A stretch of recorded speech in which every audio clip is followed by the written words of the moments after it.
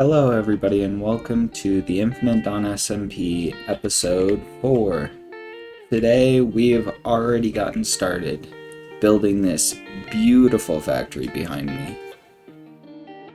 I used a variation of a design from my good friend McCoy on our last server that we played on, and I think it turned out well. Let me know if you have any suggestions on how to make it a little bit better. So today, one of the first things that I want to get started with is building up our storage system in the middle here and connecting up our creeper farm and our sugarcane farm with our pipes that we've been planning and doing some decoration on it. Of course, one of the biggest things that I need for this storage system is going to be wood for chests and hoppers and all sorts of decoration. And of course, I don't have a wood farm yet, so I have absolutely none. So today we're going to be starting off with a little bit of wood gathering from this forest right above me. Don't you just love it when the creepers give you a nice little visit? Always a nice surprise.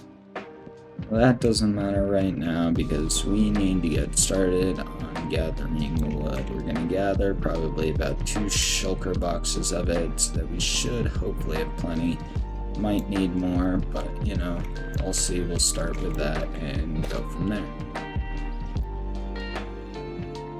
New item for the agenda for next episode. I need a wood farm. This is ridiculous. I hate this so much. Efficiency 5 makes it better, but it's not fun. Here's shulker box number 1, and then the second one we're going to fill up with spruce. And lucky for me, there is one of these massive spruce tree forests right near my base. Alright, back at the industrial district, we got all of our wood and we've started using it. We've set up this little chest center in here. So how I currently look at it, we're going to have all of our sugar cane in here because we're going to have a lot of it, and then we'll have all of our gunpowder in here, and then from our other farms we'll loop it into these other chests, and if we need to have more storage, then we can always expand. It's pretty easy. Okay then. Okay. Alright, now that I'm back, what I was saying was if we need more storage in the future, we can always expand. It's very easily expandable.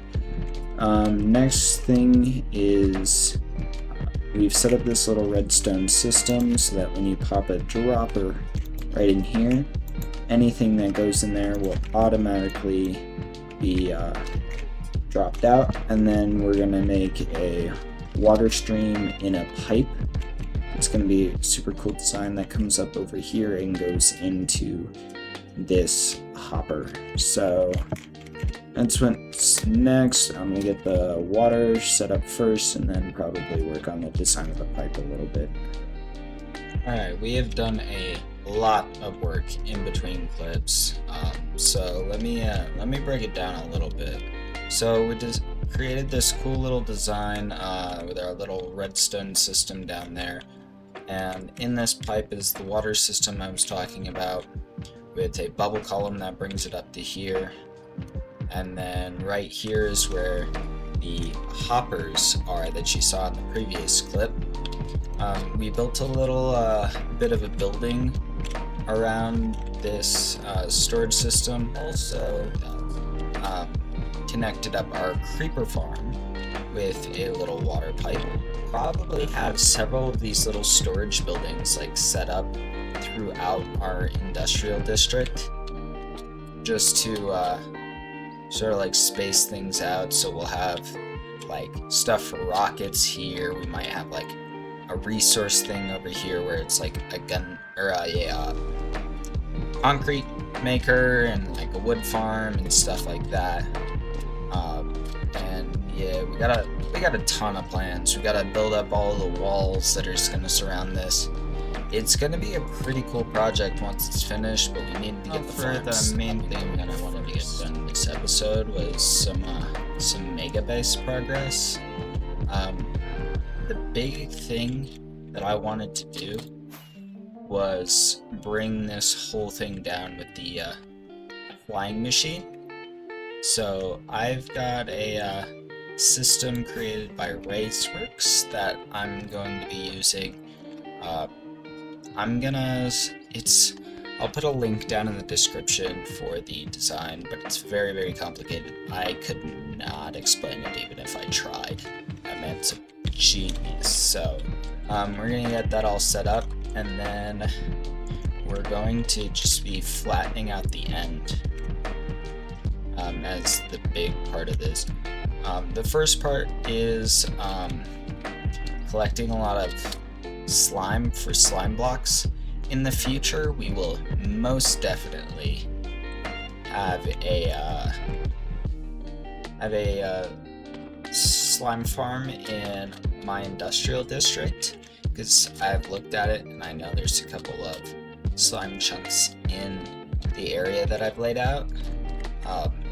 So I'll definitely be setting that up and getting that going, but for right now I think we're just gonna manually gather it. We have to go back over near my industrial district. There's actually a swamp that we can gather from, and then a lot of complicated redstone and yeah, a lot of resource gathering. But I will see you guys when I have the materials all gathered up and when I start building it. Second thought, this is taking much longer than I wanted to. I only have about a stack and 13, and I need a lot, so this is definitely not going to cut it. I think what we're going to do is actually fly back over to the industrial district that's sort of this way, and actually build up our slime farm now.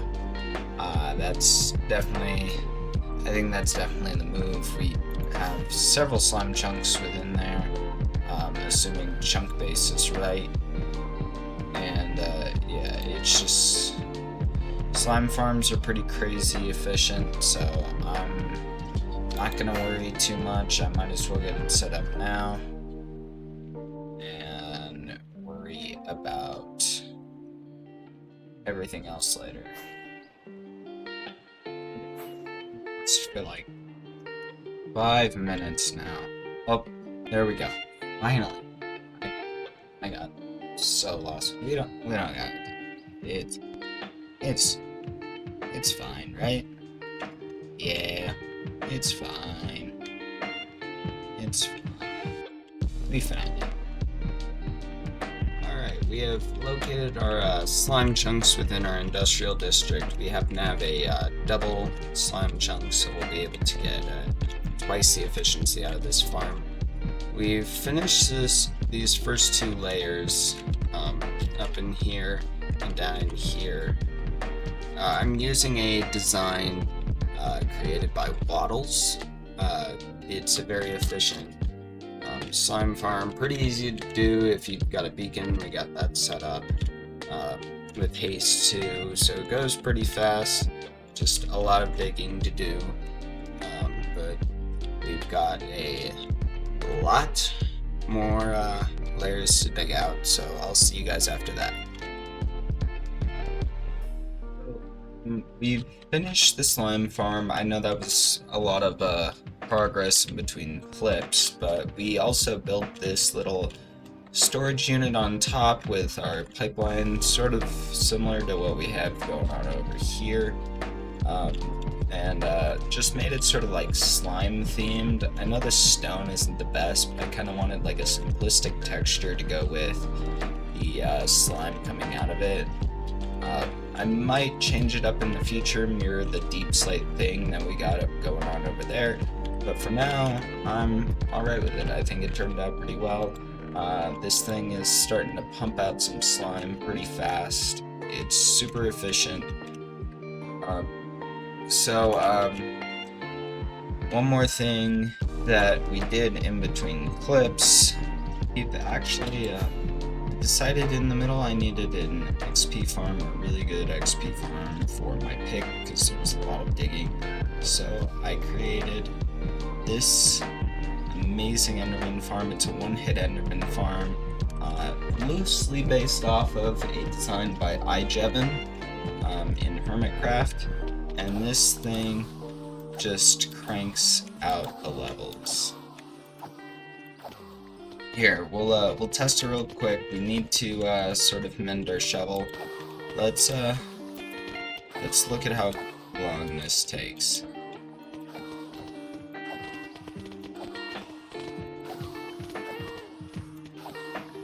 And just like that, it already fully mended. It's crazy efficient, and it's going to help a ton with everything that we need. So yeah, now that we've finished our slime farm that we needed for our TNT bomber, the next thing is to set that up. Now, one of the recent changes we made on the server was that we turned off Enderman grief. Basically, Enderman can't pick up blocks and move them around anymore and destroy all of our builds. So that's gonna change a little bit of the plans that we have for this place. So actually, what we are going to be doing instead is we're still gonna have the massive globe with the stars, the starry night sky with the end rods, but we're not gonna make the whole thing underwater. I really didn't want to do that, but I didn't want to have to worry about Enderman griefing the place. So we're actually going to we turned that all off, and now we're going to make this whole thing not flooded. We're not going to flood everything, which is going to save a ton of time, but we're still going to have like the super cool like end sort of city. It's going to kind of still be an Atlantis type thing, but like not underwater sort of. It seems kind of weird in theory, but you know, it'll look really cool once we get started. But first, we need to set up the TNT bomber to level this place down. We're going to be using a design by Razeworks, the actual same one that Philza used for his Atlantis, and it's going to take a while, so I'll check in with you guys once I get that built. Alright, there we go. We got our flying machine all built up. We still got to finish removing some of the little bits of scaffolding we used, but I think we're good to go. So we have our 2 TNT dupers, and then this whole machine is going to work together to move it over. And now that I'm looking at it,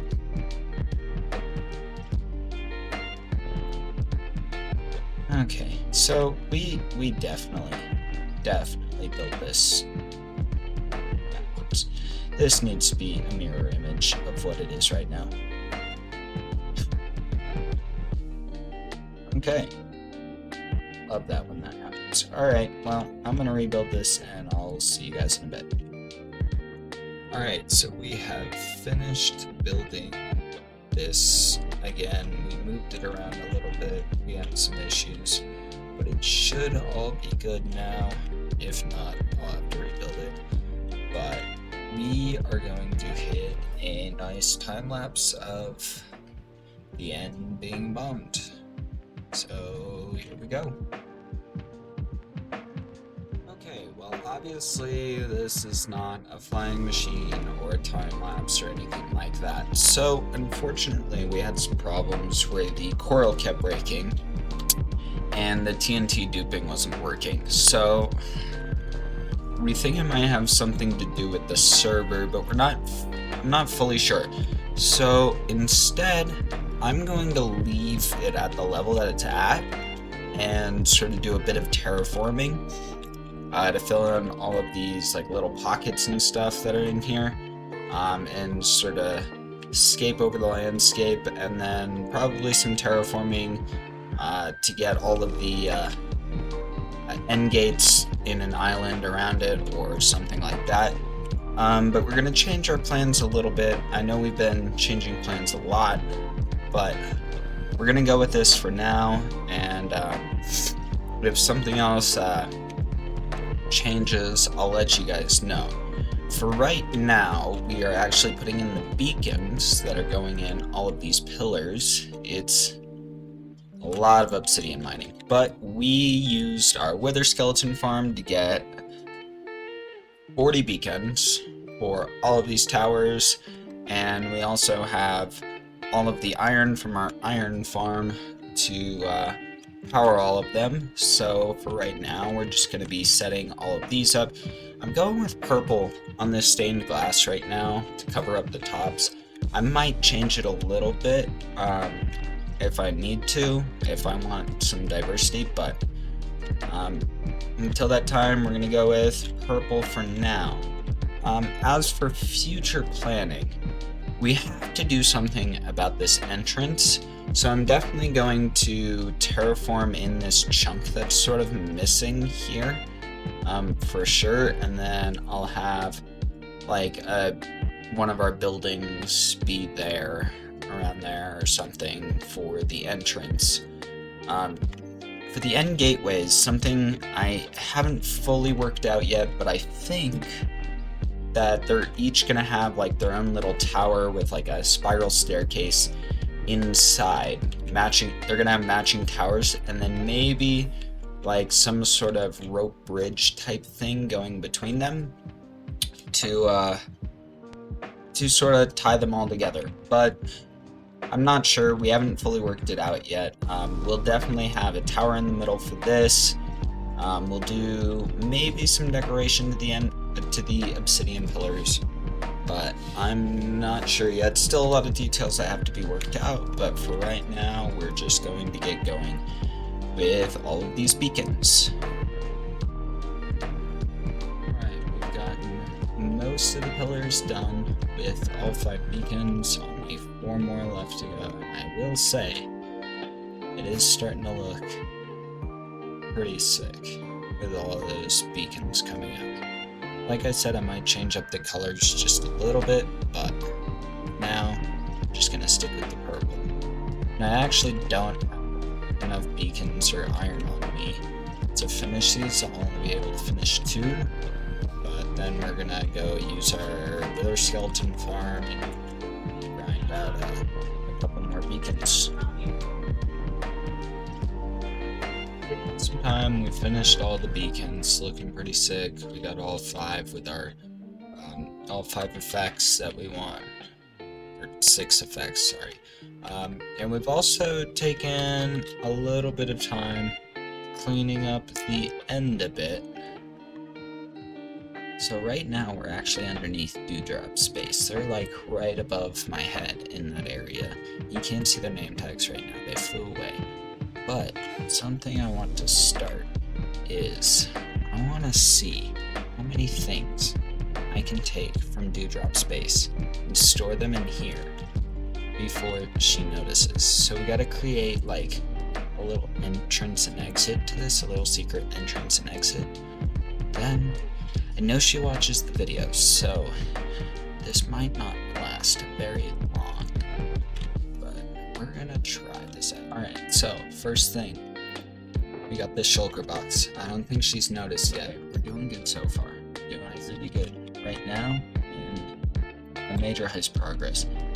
Isaac's keeping her distracted, and we're getting the cat. So let's start moving Hazel on down.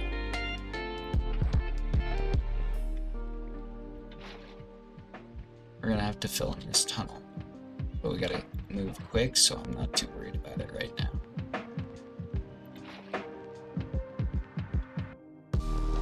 There we go. We got the cat. We got the cat. That's all we need. We got the cat. Okay, so she's not at her base right now, so we can't steal too much. It's not right under our nose, but I think the last thing we're gonna try to go for now are her discs. So I'm just gonna pop these off real quick.